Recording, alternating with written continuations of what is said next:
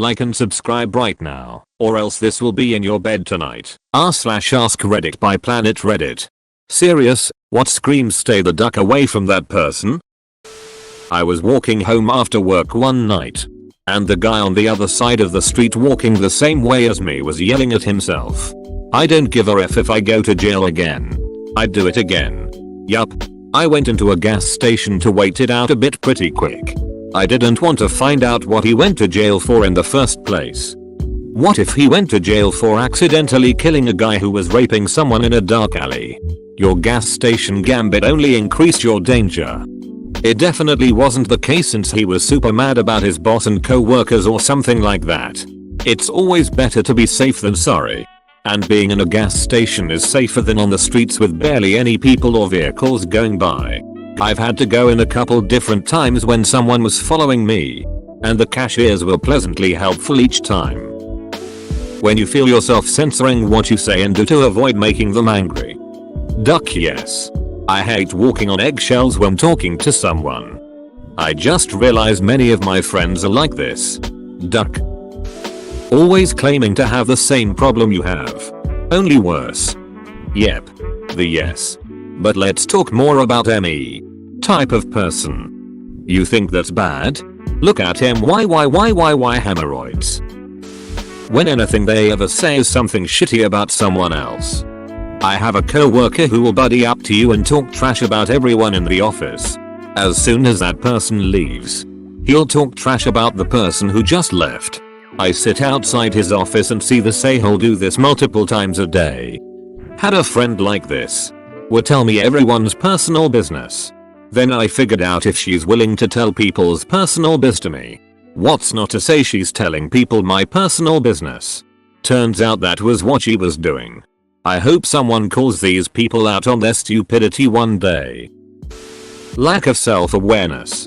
For example, can pontificate to you about how important it is to be nice to people working at restaurants, proceeds to be incredibly rude to someone working at a restaurant that same day. Sorry if I seem rude by correcting you. But do you mean lack of self-awareness? I think you make a really good point. So it seemed worth it to suggest a change that might help clarify your meaning. Yes, I did mean that. Edited. They can never admit they are wrong. Run. But what if it's my dad? And I live with him? You can't go toe to toe with people like that. Especially when it's close family. First thing to do is within your own self. Find an emotional space in yourself where you can be comfortable knowing the truth as you see it. No matter what others say. Look up gaslighting and see how important it is to develop the skill to be silently certain in yourself. Secondly, know that you will lose many discussions with someone like this. It's rough. But find a way to make peace with it. Real peace. Calm is your key. Thirdly, know that the way you win against this kind of attitude is by actions and objects. Not words. Liars own word space because they cheat. Don't fight them there. You'll lose. Wait for those moments when you can show through action. Through the behavior of others. And with things you can touch and point to. That they're wrong. When it's proven. Make sure they've seen your proof. And just walk away. They'll start chattering and throwing words around. Not accepting. But you'll be there. Calm and complete in the knowledge of how things really are. You can't change them. They're stuck. But you can grow. Learn life skills and become free of the drama. Good luck X. When they lie or over-exaggerate all the time to make themselves look good. So, just don't go to high school. Life is infinitely a lot better without high school being around adults who peaked in high school. Damn, I'm only like 20 threads deep and I think I should cut myself off from all my friends. This thread has taught me avoid people who do things like that. I'm the opposite. These threads make me really insecure.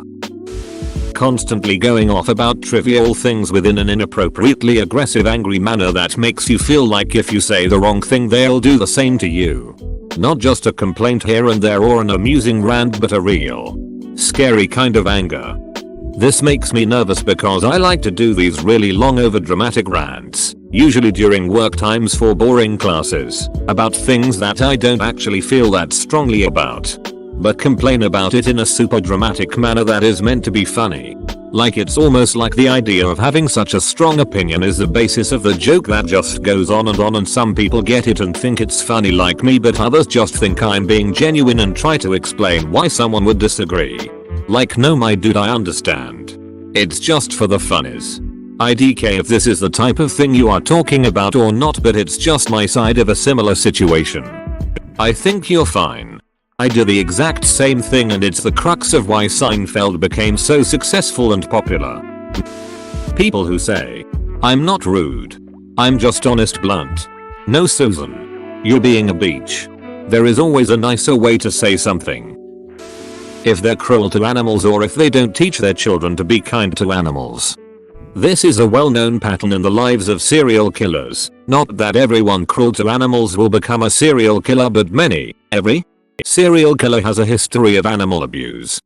This is a well-known pattern in the lives of serial killers and people who abuse children and their romantic partners. If they don't know boundaries. Guy on my campus flipped up the hood on my jacket when I had just met him.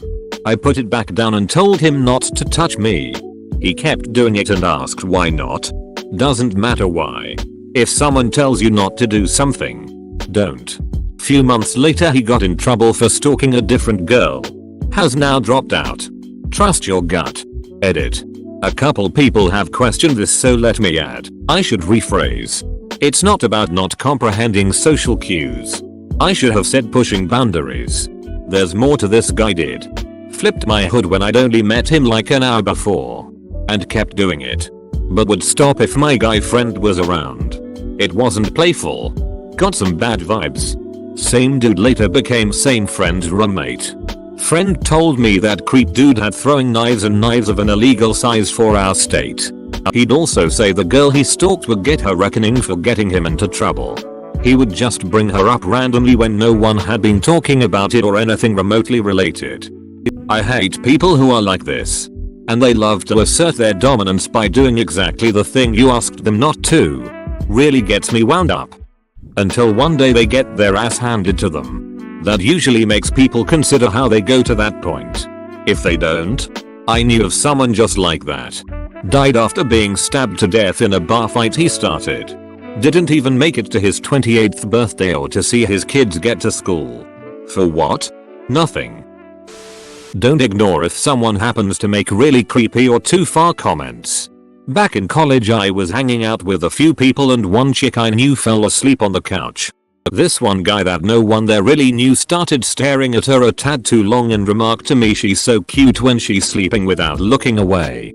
I made damn sure to keep an eye on him until he left.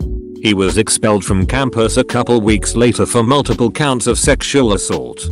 I was in theater in high school and we were rehearsing a play after school. I was laying on a couch we had backstage since my part wasn't coming up for a while and I had just closed my eyes. A minute or so later I hear someone whisper "You're pretty when you're sleeping." I was scared so I opened my eyes and saw some kid I had never seen before. He saw that I was awake and ran off. It was his first day at that school, so that was my first impression of him.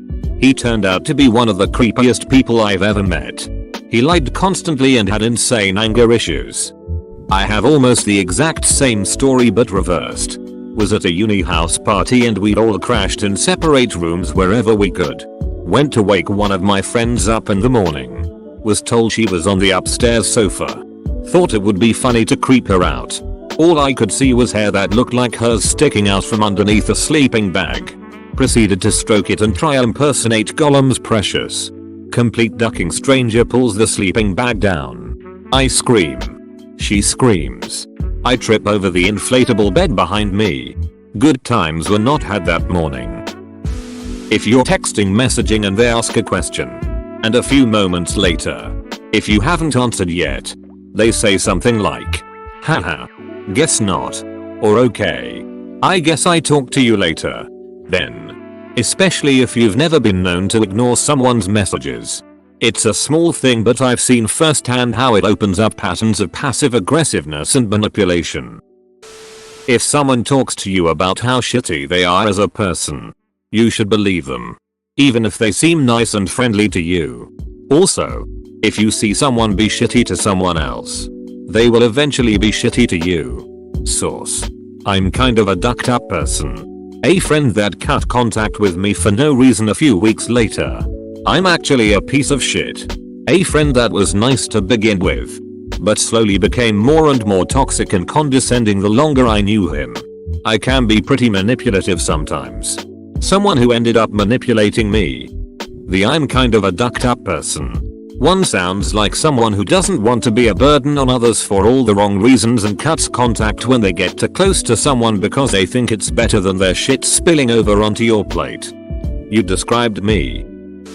When they go through friend groups faster than the average person changes a pair of socks. When they lie about the smallest things. When they are unable to feel accountable for their actions. When they lack morality and conscience and see people as objects. When they're charming at first, but toxic later on. Edit. Just saw that this was a pretty high rated comment. So I'll add some more to the list. I wouldn't necessarily claim that people like these are sociopaths. Or narcissistic or borderliners. It can definitely be the case. And you should look out for it. From my personal experience, I know that sometimes people are just very damaged and they do some ducked up stuff as a defense mechanism. To preserve themselves, such as lying. Or avoiding confrontation etc. But it could just as well be a sociopath. If you see these signs, take precaution and watch out. With people like this you should trust your gut. We subconsciously pick up on a lot of small cues, body language, voice, eye contact, and our gut will tell us something is up. If you wanna know some more, feel free to message me. I agree with you on this. I have an ex that we tried to stay friends. Hung out a few times after we broke up. Long story short, my ex wanted to duck the new girl I liked. She even said let's compete for her and see who wins. She spoke about my friend, a human, as if she were a mere object. This did it for me. This is all lesbian drama. Needless to say, we're not friends anymore. And I'm really good friends with the girl I liked after my ex. If they talk about something they hate all the time, the probability is that they're a bit fonder of it than they would lead you to think. I hate X can mean I hate that I love X because I've been taught X is bad. Saw a lady with a chemtrail sweater on in public today. That's a pretty good sign. Was it just a screen printed job? Because the image in my head is a hand crocheted sweater with a chemtrail design. Which would be awesome. When they tell you something they never tell anyone the very first time you talk to them. I've learned this the hard way. Emotional manipulators will draw you in with a sob story but at the same time try to make you feel special by saying they trust only you. Lack of empathy. Mocking or belittling you in any way. Constant need to flaunt knowledge of something. This usually sets the stage for toxicity later. Life is too short to have these folks in your life. My entire friendship group exists around ragging on each other. Yeah, lots of friends are like that. Especially guys. You have to remember that not everyone on Reddit is very good with social interaction. And some can't differentiate between banter and bullying. The upvoted comments on here aren't always reasonable. When within the first conversation you have with them they say anything like I'm a trustworthy person. The girls who don't like girls because they're too much drama. Chances are, she's drama. Had a friend like this, talking about how girls are always dramatic and she hates drama but she caused it in subtle ways and for the most part. If something was dramatic but tolerable she would blow it out of proportion. We are no longer friends. She has serious issues and I hope, for her sake, she gets it figured out.